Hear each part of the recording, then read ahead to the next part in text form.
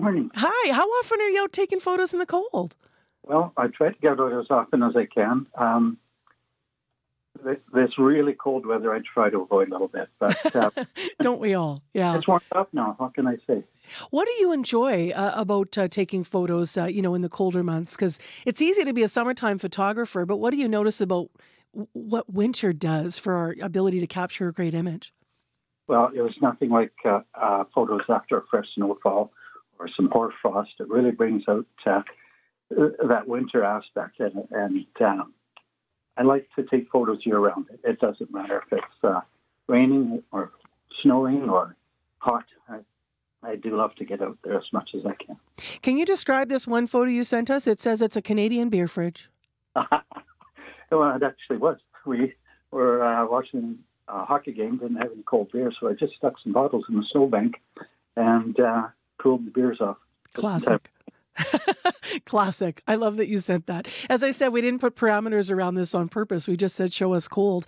And who is this person that looks like they're on the shores of a frozen lake in Manitoba taking their own photo? Yeah, that's along the South Saskatchewan River. Okay. That's my beautiful wife, Angie. And she is recently immigrated from England. I should say, she's 10 years ago now. And that was probably one of the first outings that we had with a nice full frost and absolutely beautiful background. And she was loving the cold, although her batteries on the camera didn't like it so much. More fun for her than the person behind the other lens. Yeah. Did you take the wildlife photos that you shared with us? Or She did, yeah. She took those? No, I did. You took those, pardon me. So there's an eagle here. Can you tell us about this photo? That eagle was priceless. I was on a ridge. It looks close up, but I'm using a very long lens, so I was able to zoom in quite nicely on him. And it was fresh snow after all night, and we were out very early in the morning. That's pretty much sunrise. And we went out, and the seagull just happened to be sitting in that tree with all the snow on it. And it just looked at me like, I don't want my picture taken. It really does look unimpressed. People have to go and check out this photo. And then finally, because we're going to have sports on in a moment here, I left sort of probably the best for last. I actually thought this couldn't be a photo you took. Can you describe the bison photo? Oh, yeah, the bison. This was quite a snowfall. It's actually at the same time that I took the eagle photo. The bison were bedded down overnight beside the river. I guess the river gives off a little bit of warmth. And they're completely covered with snow. The fellow who stood up in the back stood up and gave himself a shake. It was unbelievable the amount of snow that came off.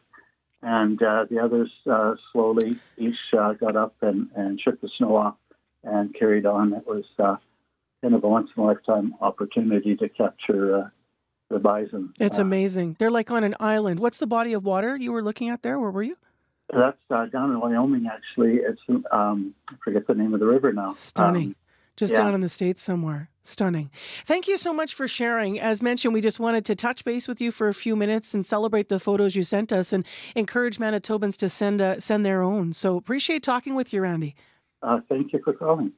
That's Randy Kukesh, lives in Winnipeg. He sent us a whole bunch of beautiful winter images. If you want to check them out, they are up on my Facebook page. I'll organize them better later. You might have been watching them on YouTube this morning with us. Amazing. Thank you for watching the CBC Manitoba YouTube channel. Don't forget to like and subscribe. For the latest breaking news and top stories, download the CBC News app.